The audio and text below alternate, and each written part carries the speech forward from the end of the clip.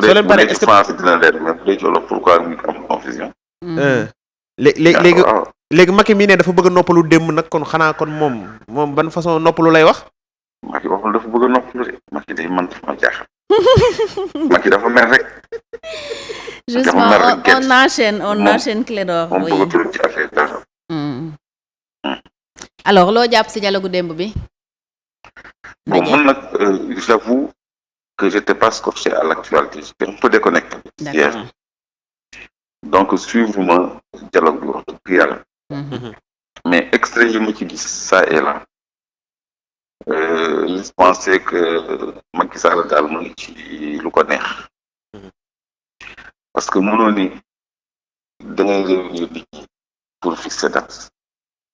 ñëpp ni la woon avant c'était ta seule prérogative qu'il fallait le faire parce que bi ngay aj élection yi tu n'as consulté personne. léegi mu dem ba ci biir dialogue bi ni il lui appartient lui président de la République de fixer une date. qu'il aurait pu le faire te kenn du ci mën dara mais pourquoi il ne l'a pas fait. mais nee na il veut d'abord consulter les gens et cetera donc ça c'est du dilatoire. mais en définitive il fixera la date. donc moom li mu bëgg cautionner mooy la mu bëgg a teg yépp balaa muy dem. raxas gannaaw tas conseil constitutionnel ubbiwaat jeu bi c'est-à-dire remettre en cause liste bi am ba pare.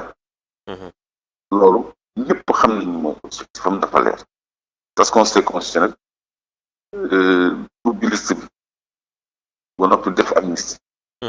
ñett yi mooy objectif bu Macky Sall te conséquence bi mooy pousse élection yi.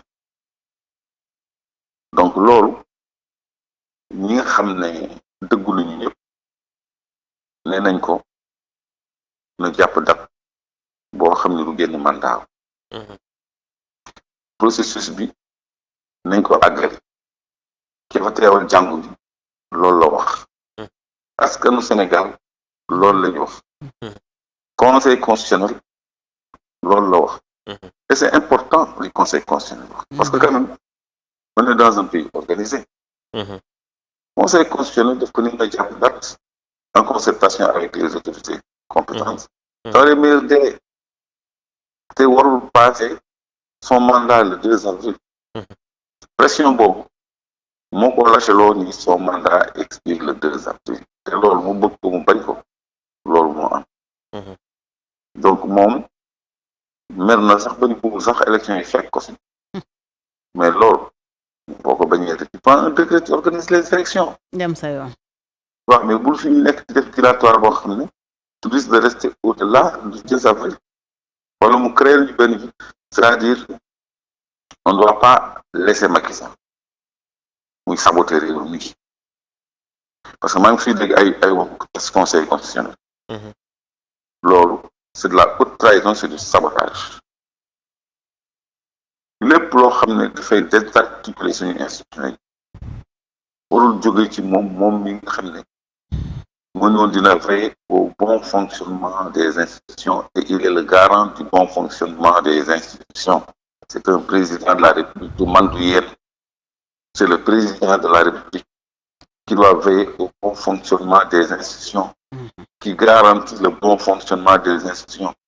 kon waruñu ko seetaan muy désarticuler le fonctionnement des institutions en dissolvant le conseil constitutionnel wala en retardant l'échéance électorale pour plonger ñu ci vide institutionnel ñu toog après le 2 avril amuñu président de la République. ñun nekkuñu ci crise boo xam ne wala ci vacance du pouvoir boo xam ne décès wala démission moo ko waral ba ñuy constater la vacance du pouvoir bay wut un intérimaire à la personne du président de l'Assemblée nationale. tolluñu foofu. mais Clédor. oui.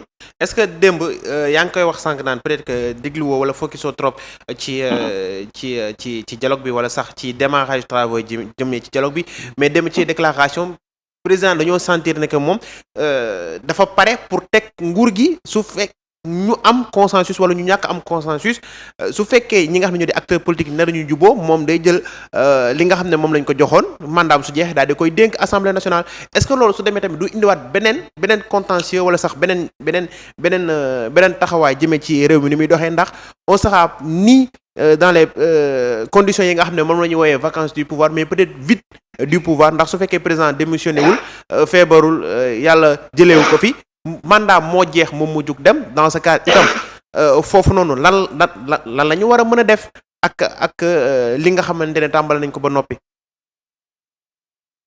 mais c'est une question mooy lan moom dafa ni suñu jubóo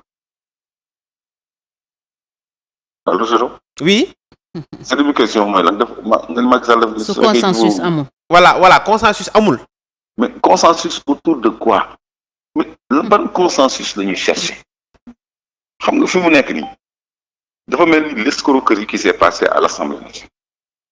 On avait dit qu'il y avait corruption ñëpp d'accord pour faire la lumière. Une disposition dérogatoire pour que le chef de l'État reste en fonction jusqu'à l'installation de son successeur. Ce qui n'avait rien à voir avec des histoires de corruption. Léegi on nous parle de date de l'élection. Léegi il faut am consensus ci amnistie ci tas conseil constitutionnel ci dàq élection yi. Mais c'est de l'escroquerie et c'est inacceptable. C'est-à-dire tey Macky Sall dafa nekk di fooye réew mi. Au moment où il lui reste quelques semaines mu bëgg fooye réew mi il faut une main forte pour l'arrêter. Parce que lii waruñu ko xam. Cette main forte peut être le peuple, peut être une force organisée. Du muy évoquer moom l'armée.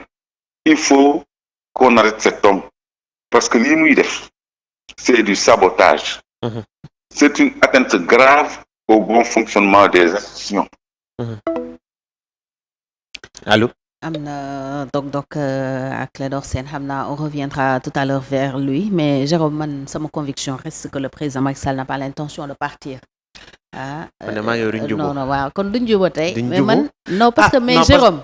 Jérôme xam nga non xaaral ma wax la. xam nga démb wax na ne ñi fa toog ñëpp. li ñuy wax noonu du loolu mooy imposé wu. moom le dernier mot lui revient alors Clédor ñëwaat na. Clédor ñu ngi jégalu si dog-dog bi waaw on te laisse continuer. waaw mais embrayé ci li nga wax lépp si le dernier mot lui revient. pourquoi muy ne le prend pas boo nit ñi dans du dilatoire. Oui.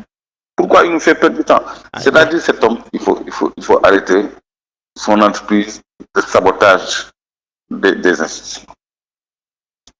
boo xoolee démb ni mu waxee sax à propos de l'amnistie dafa ni mes députés je vais demander à mes députés. Oui, effectivement foofu ndigal en fait non c'est-à-dire gis nga Clédor foofu dama la ciy bëggoon tey interpeller bu baax a baax parce que quand même def na benn pour man erreur de communication monumentale boo xamante ne même après jéemoon na ko réparer mais mënu ko woon parce que def ne en tout cas man ce qui me concerne samay député mu ne groupe mu ñëwaat ci encore ci groupe parlementaire bi c'était comme si que moom mooy joxe instruction. Clédor moom institution di joxe beneen institution ay ordre lii la wolof naan ku wax feeñ Clédor vas-y. waaw loolu la ñuy wax neurolinguistique. gis nga wax dañ ciy déggee li ñu waxul sax.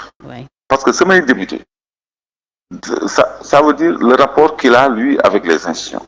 samay député sama conseil constitutionnel sama sénat gis nga sénat ni mu ko def gis nga conseil constitutionnel ni mu ko def jëlee fa nit yóbbu sénat jëlee feneen nit remplacé ki mu fa jëlee léegi mu ngi wax waxu dissoudre ko léegi may nañ ko une majorité qualifiée à l'Assemblée nationale léegi mu naan samay député mais kii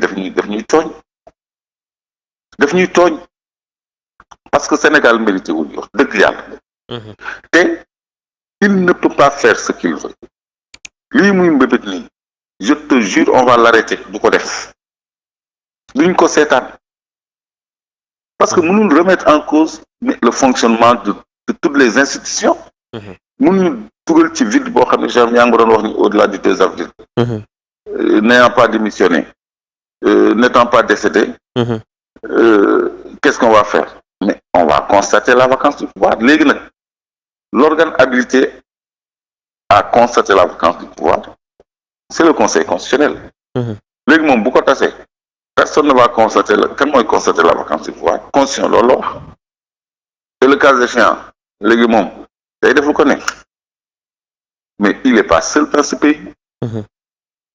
Il est pas seul dans ce pays te moom rek du fi góor fii moom il est minoritaire ba noppi il a fini. bu fekkee ni amul légitimité le 2 avril mais du ñuy seetaan n'importe quoi di fi nekk. La constitution sera défendue. La constitution sera défendue. mais Sénégal moom rek nekk fi moomu ko.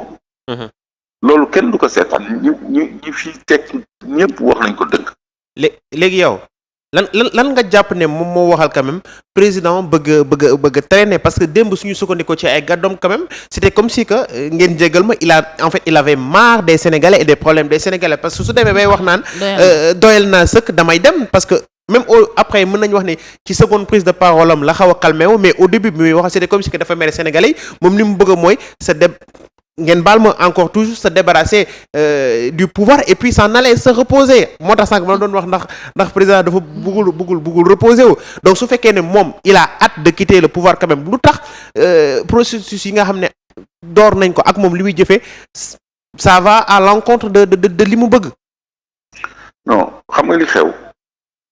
mooy un objectif non atteint un échec parce que 3e mandat la njëkkoon bëgg pression populaire bi xañ ko il a dû lâcher le 3e mandat malgré lui te